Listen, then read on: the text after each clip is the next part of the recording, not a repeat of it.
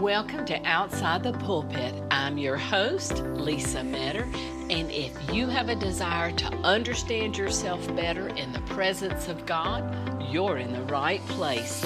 Here, we create space to notice what's happening within us, our thoughts, beliefs, and inner responses, and learn how to live in agreement with what God already sees and says about us.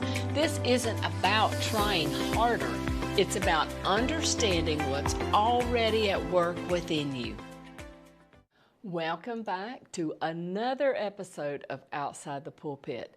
I'm going to give my voice another go at it this week, so here we go. Our topic today, the space between who you were and who you are becoming.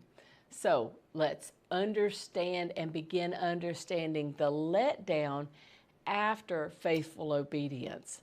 So the last episode we talked about waiting, right? What happens when the work is done, but the outcome hasn't arrived yet.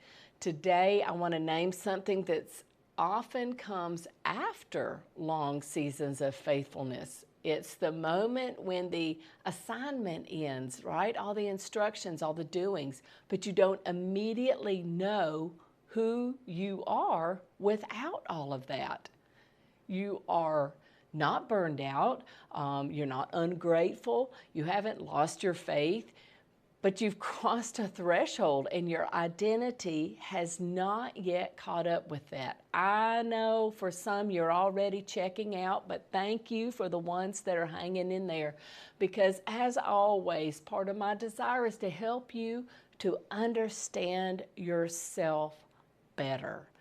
Most of us expect obedience to end in relief, not in the strange space between who we were in the assignment, right, and all the doing, and who we're becoming now that it's over. But Scripture tells us a more honest story. After you've done the will of God, you will receive what He has promised. That's Hebrews 10:36. So there's an after in that verse, and I talked about that before. And sometimes the after is not fulfillment, it can be disorientation. You know, maybe you're changing from a calling. I can give you a quick reference here. My husband was an evangelist for 21 years, and then the Lord shifted him into being a pastor. And I'm going to tell you, there was a season in there he had to find himself.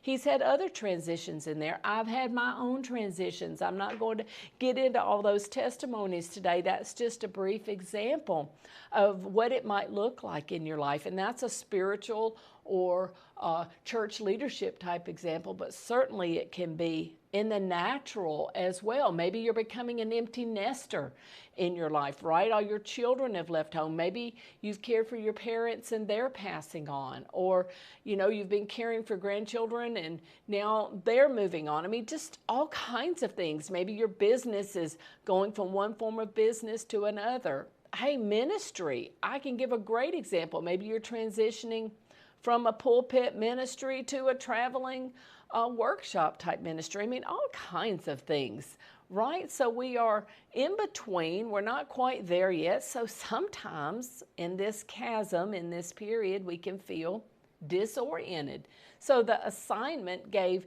structure and shape to our days, right? All the planning, all the doing, all the things, right? Excuse me. And they gave clarity to those choices and meaning to our sacrifice, right? And when it ends, nothing is wrong, but it can feel like something is missing. And that missing thing is not purpose. Hear me now. It's the version of yourself that existed while pursuing your goal.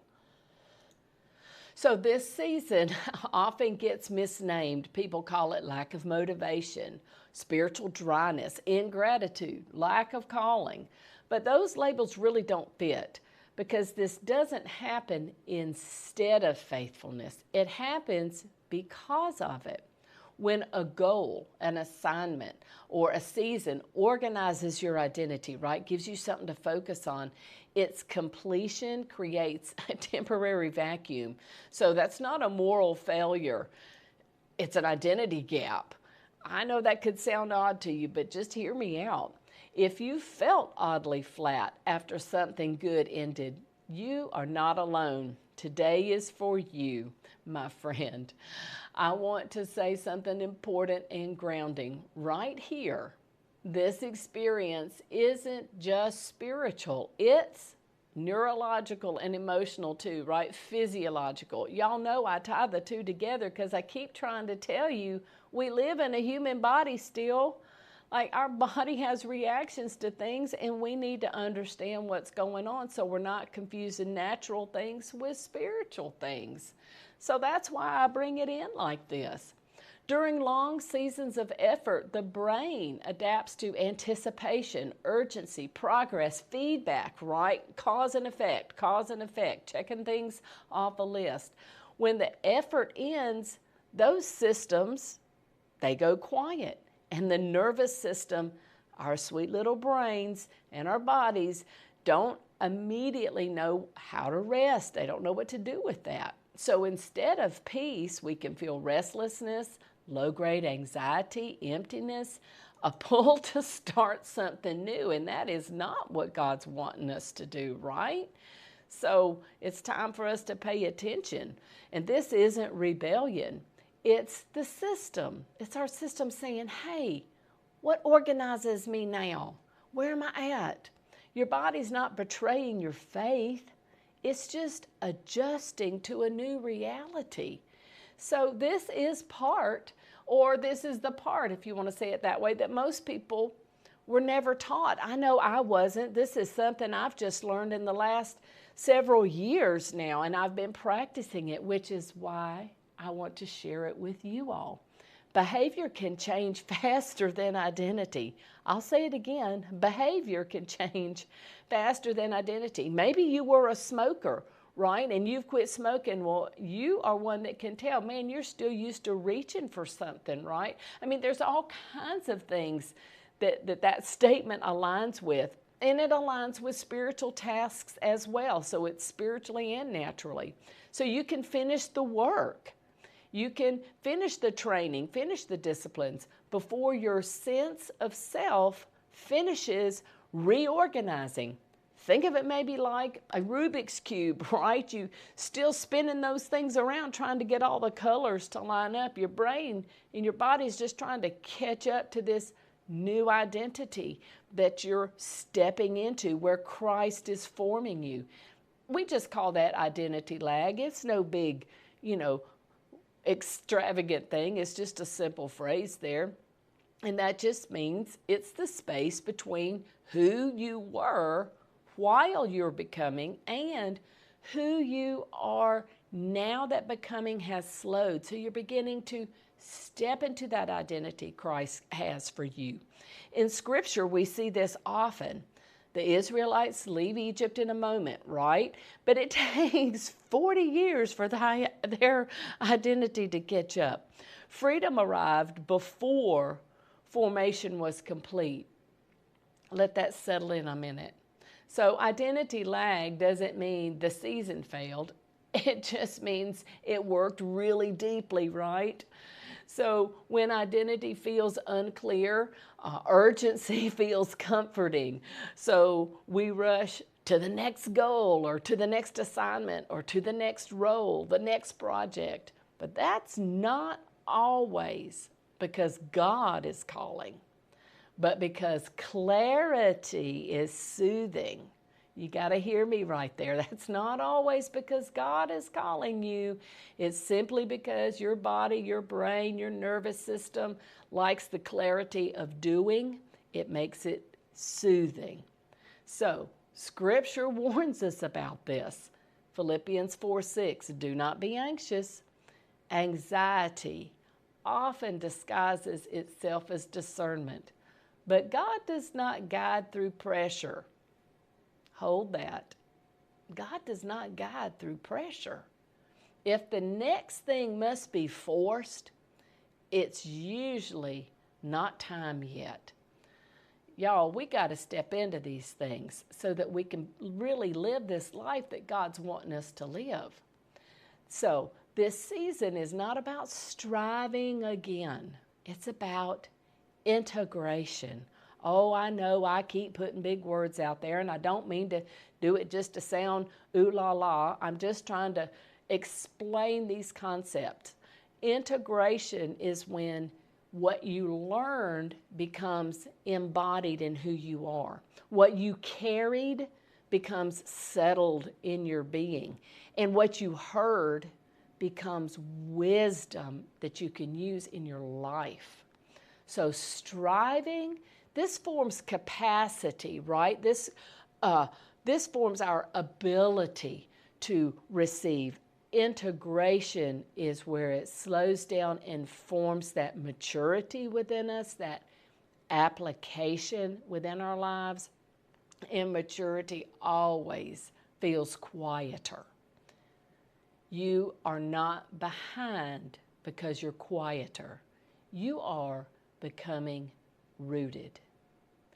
In this season, faithfulness may look like living your actual life, caring for your body, caring for family, tending to relationships, your job, doing ordinary things, cooking breakfast or dinner, going for a walk. I don't know, whatever it is in your life, what your normal life looks like. Just doing ordinary things without urgency. Isaiah 30:15, in quietness and trust is your strength. Faithfulness does not always look impressive. I know. I could hear these balloons popping right there. I just bust some balloons. I know I did. But really, y'all, faithfulness does not always look impressive. Oh my goodness.